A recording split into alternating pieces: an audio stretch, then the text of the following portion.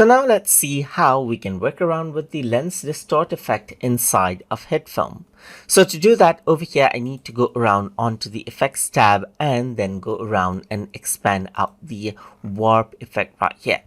So once I go around over here, I can go around onto the Lens Distort effect right here, and I can go around and click and drag it out on my timeline clip just like this.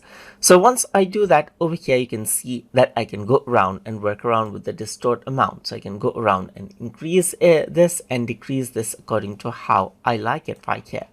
And you got this middle ground right here, and you can click and drag it out to change around where you want the distortion to happen right here, just like this as well. So you can increase this and decrease this according to how you like right here. So you can also go around and change around the center right here by using these values right here, just like this. And you can go around and scale it out and decrease out the size as well.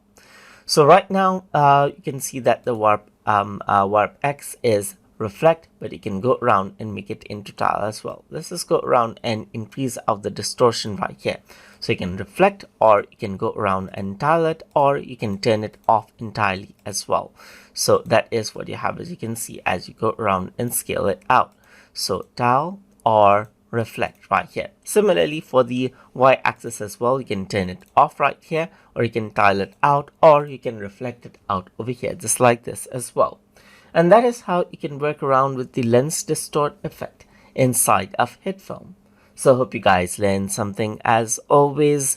And as always, please like, comment, share, and subscribe.